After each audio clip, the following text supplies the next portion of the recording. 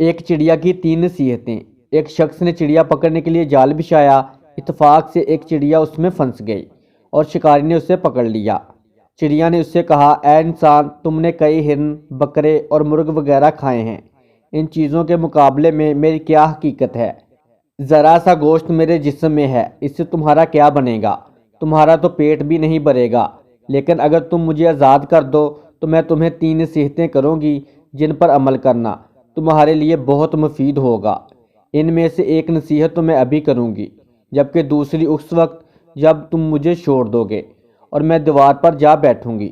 اس کے بعد تیسری اور آخری نصیحت اس وقت کروں گی جب دیوار سے اٹھ کر سامنے درخت کی شاخ پر جا بیٹھوں گی۔ اس شخص کے دل میں تجسس پیدا ہوا کہ نہ جانے چڑیا کیا فائدہ مند نصیحتیں کرے۔ اس نے چڑیا کی بات مانتے ہوئے اس سے کہا، تم مجھے پہلی نصیحت کرو، پھر میں تمہیں چھوڑ دوں گا۔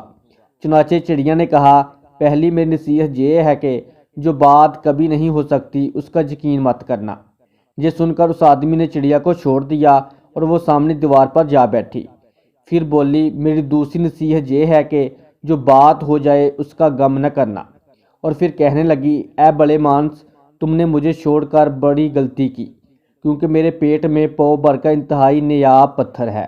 اگر تم مجھے ذبح کرتے اور میرے پیٹ سے اس موتی کو نکال لیتے تو اس کو فروخت کرنے سے تمہیں اس قدر دولت حاصل ہوتی کہ تمہاری آنے والی کئی نسلوں کے لیے کافی ہوتی اور تم بہت بڑے رئیس ہو جاتے۔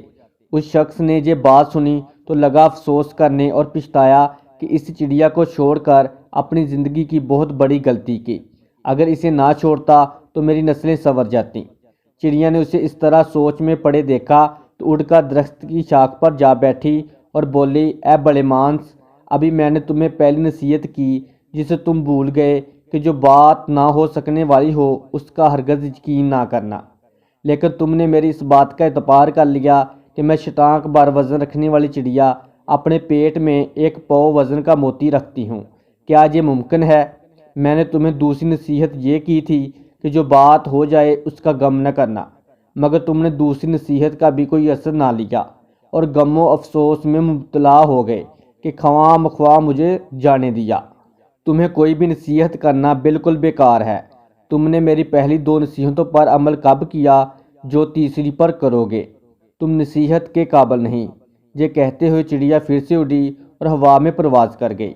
وہ شخص وہیں کھڑا چڑیا کی باتوں پر غور و فکر کرتے ہوئے سوچوں میں کھو گیا۔ حاصل کلام: وہ لوگ خوش نصیب ہوتے ہیں جنہیں کوئی نصیحت کرنے والا ہو۔ ہم اکثر خود کو عقل کل سمجھتے ہوئے اپنے مخلص ساتھیوں اور بزرگوں کی نصیحتوں پر کان نہیں دھرتے اور اس میں نقصان ہمارا ہی ہوتا ہے۔